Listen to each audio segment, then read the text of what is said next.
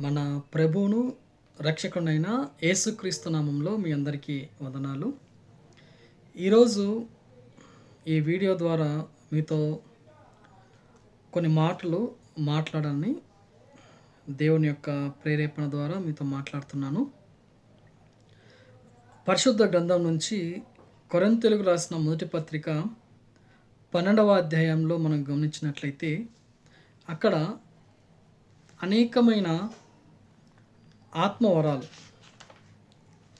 ఆత్మ సంబంధమైన వరాలు, కృపావరాలు, నానావిధ పరిచర్యలు, కార్యములు చాలా రాశారు.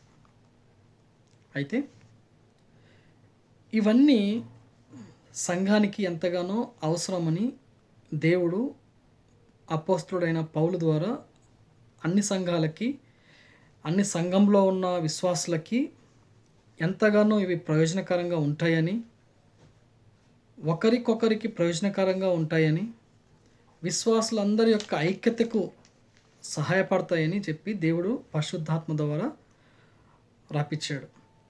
అయితే ఇవి ఏంటి ఒకసారి మనం గమనించినట్లయితే 12వ అధ్యాయము 1-11 వచనాలు గమనిస్తే చాలా ఉన్నాయి. బుద్ధివాక్యము, జ్ఞానవాక్యము, విశ్వాసము, స్వస్థపరచు వరము, అద్భుత కార్యములు చేయు వరము, ప్రవచన వరము, ఆత్మల వివేచన వరము, నానా విధములైన భాషల వరము, భాషల అర్థం చెప్పు వరము, ఇవన్నీ ఉన్నాయి. అంతేకాదు వీటి యొక్క కొన్ని రెఫరెన్సెస్ మనం గమనించినట్లయితే మిగతా గ్రంథాలు లేకపోతే మిగతా పుస్తకాల్లో ఉన్న రెఫరెన్స్ చూస్తే రోమిలు రాసిన పత్రిక 12వ అధ్యాయము 6-8 వచనాలు గమనిస్తే విశ్వాసము ద్వారా ప్రవచన వరము, పరిచర్య, బోధించుట, హెచ్చరించుట, పంచిపెట్టుట, మంచి మనసుతో జాగ్రత్తగా పై విచారణ చేయుట, సంతోషంతో కరుణించుట. అంతేకాదు ఎఫెసీయులకు రాసిన పత్రిక 4వ అధ్యాయము 11వ వచనంలో విశ్వాసము, దేవుని గూర్చిన జ్ఞానము, ప్రభువైన యేసుక్రీస్తు గురించిన జ్ఞానము. అదేవిధంగా మొదటి పేతురు 4వ అధ్యాయము 10-11 వచనాలు చూస్తే గృహ నిర్వాహకత్వము, ఉపచారము, బోధించుట, ఇలా చాలా విషయాలు ఆత్మ సంబంధమైన వరములుగా, కృపా వరములుగా, పరిచర్యలుగా, పరిశుద్ధాత్మ కార్యములుగా వ్రాసించారు. అయితే విచిత్రం ఏంటంటే వీటిలలో కొన్ని హైలైట్ అయిపోతున్నాయి. నేటి సమాజంలో బోధకుల విషయంలో కావచ్చు, లేకపోతే సంఘాల విషయంలో కావచ్చు, కొన్ని వరములకే ఒక ప్రత్యేకత ఉండి ఆ వరాన్ని అనుసరించి ఒక యునిక్గా బోధలు వస్తున్నాయి. ఈ యొక్క అంత్యకాలంలో బోధలు ఎవరికైనా సరే స్వస్థపరచు వరం ఉంటే ఇంకా అదొక్కటే హైలైట్ అయిపోతుంది ఆ సంఘంలో, ఆ చుట్టుపక్కల, ఆ ప్రాంతాల్లో. ఒకవేళ అద్భుత కార్యములు చేస్తే అద్భుత కార్యములు ఒక్కటే హైలైట్ అయిపోతూ ఉంది. నానావిధ భాషలు మాట్లాడితే విధ భాషలకు సంబంధించింది హైలైట్ అయిపోతుంది. అయితే మిగతాయి కనపట్లేదా, మిగతాయి అవసరం లేదా అని మనం చాలా జాగ్రత్తగా గమనిస్తే దేవుడు చక్కగా చెప్పాడు. ఇవన్నీ ఒకరికొకరికి ప్రయోజనకరంగా ఉండుటకు ఇవ్వబడ్డది అని అపోస్తలుడైన పౌలు స్పష్టంగా చెప్పాడు. అంతేకాదు 12-31 వచనాలు గమనిస్తే ఒక్క ఆత్మ పని ద్వారా ప్రతి విశ్వాసి క్రీస్తు యొక్క శరీరంలో గుర్తింపు పొందుతున్న విధంగా చెప్పాడు. అంటే చూడు, నానా విధాలుగా వరాలు ఉన్నప్పుడు వేరువేరుగా అది అనుగ్రహించబడ్డ అవి ఏదో ఒక కాకతాళీయంగా ఇవ్వాల, అదేదో ఊరికే ఉన్నాయన్నట్లుగా దేవుడు ఇవ్వాల, తన దేవుని యొక్క చిత్త ప్రకారంగా వీటిని అనుగ్రహించాడు. ఇది ఎలా రూఢిపరచుకోవాలి, నిజంగా దేవుడు వీటిని తన చిత్త ప్రకారంగా అనుగ్రహించాడా అని గమనించినట్లయితే ఒక ఎగ్జాంపుల్ చెప్తున్నాడు. ఒక మంచి ఎగ్జాంపుల్ అదేంటంటే మన యొక్క శరీరం గురించి. మన శరీరం అంతా ఒకటే.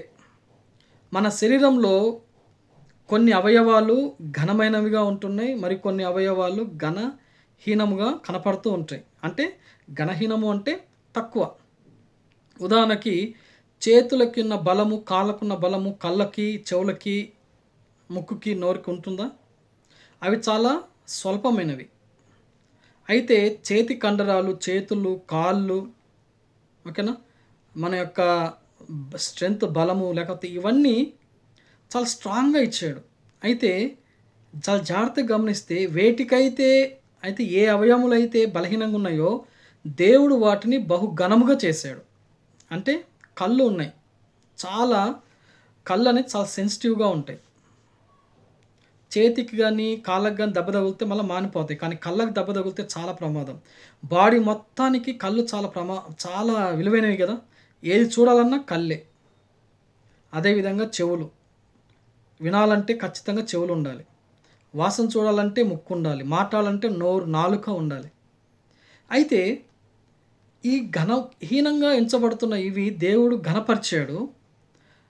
బలంగా కనపడుతున్నవి అంతగా దేవుడు ఘనపరచలేదని చెబుతూ, ఒకవేళ కన్నే నేనే శరీరమంతా నేనే ఉండాలి అని కన్ను గనుక ముందుకొస్తే ఎక్కడ వింటాం మనం? ఎక్కడ వినగలం? శరీరమంతా కళ్ళైతే ఎక్కడ వింటాం? ఎక్కడ వాసన చూస్తాం? ఎక్కడ మాట్లాడతాం? ఒకవేళ శరీరమంతా చెవులే అయితే ఎక్కడ చూస్తాము? శరీరమంతా నోరైతే ఎక్కడ వింటాం? ఎక్కడ చూస్తాము? స్పష్టంగా ఒక ఎగ్జాంపుల్‌తో పౌలు భక్తుడు పరిశుద్ధాత్మ సహాయం ద్వారా దేవుడు మాట్లాడాడు. అయితే ఎందుకని ఒక్క నానావిధ భాషలు మాట్లాడితే ఇంక అదే హైలైట్ అయిపోతుంది?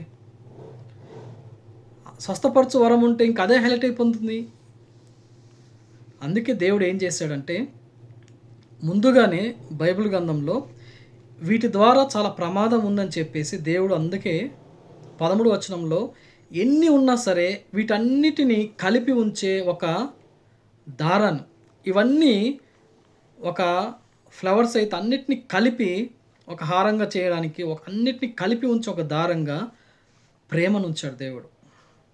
చాలా ఉన్నాయి. వీటన్నిటిలో శ్రేష్టమైంది ప్రేమ. అంటే సంఘంలో స్వస్థ వరం ఉన్నవాళ్ళు ఇంకా నేనొక్కడినే స్వస్థపరిచేది మిగతా వాళ్ళు లేదని చెప్పేసి మిగతా సంఘాలని తక్కువ చేయడంలో ప్రేమ ఉంటుందా? ఉందంటున్నారా? లేదు. నాకు భాషలొచ్చింది. మిగతా వాళ్ళకు భాషలు రావట్లేదు. సో, నేను వాళ్ళని తక్కువగా చూశాననుకో అక్కడ ప్రేమ ఉన్నట్టా? లేదు. నా సంఘానికి వచ్చేవాళ్ళు భాషలతో మాట్లాడితేనే, లేకపోతే నాకు అవసరం లేదు అన్న దగ్గర ప్రేమ ఉందా? నానావిధ భాషలు మేము మాట్లాడుతున్నాము. మీరు మాట్లాడలేకపోతున్నారు కాబట్టి మీ లెవెల్ ఇంతే. మేము హై కాబట్టే మా యొక్క పొజిషన్ ఇది అని చెప్పుకుంటంలో ప్రేమ ఉందా అక్కడ? చాలా క్లియర్‌గా దేవుడు నాలో పెట్టిన ఈ యొక్క భారం మీతో పంచుకుంటున్నాను. ఎందుకంటే నేటి రోజుల్లో వీటన్నిటిని వింటున్న అనేక మంది విశ్వాసుల్లో కలవరాలు, అనేక విశ్వాసుల్లో చాలా బాధలు. అయ్యో! నాకు లేదే నానావిధ భాషలు లేవే అని కొంతమంది. అరే! నాకు గూడా ఆత్మల వివేచన లేదే, స్వస్థపరచు వరం లేదే, నేను గూడా ఓకేనా టచ్ అంటే పడిపోవట్లేదే, అరే! నేను గూడా భాషల్లో మాట్లాడలేకపోతున్నానే, నేను గూడా బోధించలేకపోతున్నానే, వాక్యం చెప్పలేకపోతున్నానే అని విశ్వాసుల్లో ఒక రకమైన కృంగుదల. అంటే నేను అంతగా లేదు, నాలో విశ్వాసం అంతగా లేదు. కాబట్టి వాళ్ళే విశ్వాసగలం అని చెప్పేసి ఏమవుతుందంటే అందరి సమానత్వం లేకుండా కొన్ని విభాలుగా డివైడ్ చేయబడుతున్నాయి. దాని ద్వారా ఏమవుతున్నాయంటే ఒక్కొక్క సంఘము ఒక్కొక్క ప్రత్యేక రీతిలో ఉంటూ ఒక సంఘానికి మరొక సంఘానికి తేడా లేదు. చాలామంది మేమెళ్ళే సంఘానికి ఏబీసీల సంఘం అని చెప్పారు. అది ఎవరు లేదా మా సంఘం అని చెప్పట్లేదు గానీ, సో ప్రాక్టికల్‌గా నా జీవితంలో నేను చూసింది, అనుభవించింది, అనుభవపూర్తిగా దేవుడు నాతో మాట్లాడింది మీతో పంచుకుంటున్నాను. ఇవి ఎప్పుడైతే సంఘాలలో లేకుండా అన్నీ ఒకటే, పరిచర్య చేసే వాళ్ళు ఒకళ్ళే, నానావిధ భాషలు మాట్లాడే ఇద్దరు సమానమే. ఇద్దరి మధ్యలో ప్రేమ ఉంటే ఒకవేళ ఒకవేళ పరిచర్య చేసే వ్యక్తికి నానావిధ భాషలు లేకపోతే వీళ్ళిద్దరి మధ్యలో ప్రేమ ఉంటే ఆ భాషల వరము ఇతనికి కూడా వస్తది. పౌలు భక్తుడు అందుకే గదా! సంఘాల్లో ఏం రాకూడదని చెప్పి మరి ముఖ్యంగా కొన్ని వరాలు ఖచ్చితంగా మీరు కలిగి ఉండాలి. ప్రవచన వరాన్ని ఖచ్చితంగా ఉండాలి. అందరూ ఉండాలి, కలిగి ఉండాలి అని చెప్పి ఎందుకు చెప్తున్నాడంటే క్షేమాభివృద్ధి కోసం. ఈ రోజుల్లో సంఘాల మధ్యలో ఇవి లేకుండా సమానత్వం కలిగి స్వస్థపరచు వరం కలిగిన వాళ్ళు నానావిధ భాషలు గల వాళ్ళతో ప్రేమతో ఉంటే వీళ్ళకు లేని వరం వాళ్ళకు కూడా దేవుడు ఇస్తాడుగా ప్రేమ ద్వారా. ప్రేమతో దేవుడిని మనం అడిగినప్పుడు ఏ వరాన్ని దేవుడు ఇస్తాడు కదా. దేవుడు ఎందుకు కొంతమందికి స్వస్థత వరం ఇచ్చాడు, కొంతమందికి నానావిధ భాషలు ఇచ్చాడంటే వాళ్ళ విశ్వాస పరిమాణం చొప్పున అంతే. అంతే తప్ప వాళ్ళు తక్కువ అని కాదు, వీళ్ళు ఎక్కువ అని కాదు. అతనికి ఆ విశ్వాస పరిమాణం ఉంది కాబట్టి అది ఇచ్చారు. ఇతనికి ఈ విశ్వాస పరిమాణం ఉంది కాబట్టి ఇచ్చాడు. నిజానికి మాట్లాడితే దేవునితో సహవాసం చేసింది, దేవునితో నడిచింది ఇశ్రాయేల్ ప్రజలు. ఇప్పుడు మనము ఇండియాలో ఉంటున్నాం. వాళ్ళకంటే మనం ఏమైనా ఎక్కువ ఒక విధంగా అలా చూసుకుంటే, శారీరకంగా గమనిస్తే ఇశ్రాయేలు కన్నా ఇక్కడ ఉంటున్న దేవుని నమ్ముకున్న బిడ్డలు ఎక్కువ. కానీ శరీరంగా చూడకూడదు, ఆత్మీయంగా చూడాలి. మనం ఆత్మీయంగా చూడాలని దేవుడు పరిశుద్ధ గ్రంథాన్ని మనకి ఇచ్చాడు. కానీ ఈ రోజుల్లో ఏమవుతుందంటే శరీరంతో ఉప్పొంగిపోతున్నారు. కానీ అలా లేకుండా అందరూ సమానత్వం కలిగి ఉంటే అన్ని సంఘాల్లో ఐక్యత ఉండదా? అందరూ సమానంగా ఉండలేరా? అంతెందుకండి, క్లియర్గా రాసింది రోమా 12వ అధ్యాయం 6-8 వచనంలో, మంచి మనసుతో పంచిపెట్టేది కూడా ఒక ఆత్మీయ వరమే. జాగ్రత్తగా పై విచారణ చేయుట కూడా ఆత్మ సంబంధమైన వరమే. సంతోషంతో కరుణించుట కూడా ఆత్మీయ వరమే. నువ్వు కరుణించలేవు. నీ సంఘంలో ఒకళ్ళు ఎవరన్నా వేరే సంఘానికి వెళ్తే వాళ్ళ మీద చెడు అభిప్రాయమే తప్ప, లేకపోతే వచ్చిన వాళ్ళ మీద అందరి మధ్యలో వాళ్ళని ఏ విధంగా నీకున్న జ్ఞానం చొప్పున పక్క వాళ్ళని తక్కువ చేసి మాట్లాడడం వల్ల అక్కడ ప్రేమ ఎక్కడ ఉంది? సో ఇవన్నీ సంఘంలో జరుగుతున్నాయి ప్రాక్టికల్గా. ఎందుకు నేను ఇంత స్పష్టంగా చెప్పగలుగుతున్నానంటే, నా జీవితం కల్లా నేను చూశాను, అనుభవించాను. వీటన్ని ఒక అనుభవం నాకు ఇచ్చాడు దేవుడు. అందుకే ఇన్ని రోజులు నేను మాట్లాడలేదు. కానీ దేవుడు ఈరోజు నాతో మాట్లాడిన విధానాన్ని మీతో మాట్లాడుతున్నాను. కాబట్టి నేను చెప్పేది ఒకటే, దేవుడు నాకు ఇచ్చిన విశ్వాస పరిమాణం చొప్పున మనందరము, అన్ని సంఘాలు, ప్రతి ఒక్కరము సమానమే. మనందరము దేవుని యొక్క ఒక్క శరీరంలో అవయవాలమే అని గమనించగలిగితే ఈ పోటీలు ఉండవు, ఏముండవు. దేవుని రాజ్యంలో దీనత్వానికి, ప్రేమకు అత్యున్నతమైన స్థానం ఉంది. అది మనం గమనిస్తే ఎవరికి వాళ్ళని తగ్గించుకుంటాం.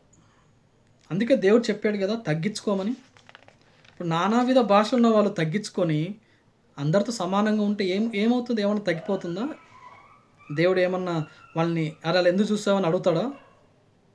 ఇంకా దేవుడు మెచ్చుకుంటాడు కదా. సంఘంలో మనము ఒకవేళ నీకు డబ్బు ఇవ్వచ్చు దేవుడు నేను ఆశీర్వదించవచ్చు. కానీ కొంతమందికి తక్కువ శాలరీతో దేవుడు తన చొప్పున, తన చిత్తానుసారం బతుకుతూ ఉండొచ్చు. మన ఆత్మీయంగా చూడకుండా బహిరంగంగా శరీరంతో అతనేంటి నాకంటే చిన్నోడు అని మనము భావించడం అందులో ప్రేమ ఉన్నట్ట. అంటే ఒక పక్క ఆత్మీయంగా ఉన్న దాంట్లో అవకతవకల ద్వారా తక్కువ ఎక్కువ సంఘాల్లో ఉంటున్నాయి, ఆత్మీయంగా ఉంటున్నాయి, అదేవిధంగా శారీరకంగా అన్ని విధాలుగా అనేక విభజనలుగా ఉంటూ మనం ఏమి సాధిస్తున్నాం? దేవుని రాజ్య విస్తరణ ఎక్కడ జరుగుతుంది? మనలో మనమే కొట్టుకోలాడుతున్నాం. కానీ దేవుడు కోరుకుంటుంది ఏంటంటే ప్రతి ఒక్కరూ దేవుని యొక్క శరీరంలో అవయవాలే. అన్ని సంఘాలు దేవుని యొక్క శరీరంలో అవయవాలే. నేను కన్ను కదా అని చెప్పి గర్విస్తే, శరీరం అంతా కన్నే ఉంటే చెవులు ఎలా వింటావు నువ్వు? లేదు కాలే నేనే గ్రేట్ అంటే మిగతా చేతులు ఎలా పనిచేస్తాయి? లేదు చేతులు నేనే ఎక్కువ అంటే మిగతా ఎలా పనిచేస్తాయి? మన యొక్క ఒక్క శరీరమే అనేక అవయవాలుగా ఉన్నాయి. అనేక అవయవములు ఒక్క శరీరంగా ఉన్నాయి. అలాగే యేసుక్రీస్తు ప్రభువారు కూడా అనేక సంఘాలుగా అవయవాలుగా ఉన్నాడు. అనేక సంఘాలు దేవుని యొక్క శరీరంలో అవయవాలుగా ఉన్నాయి. అది గమనించి మనం గనక ప్రేమతో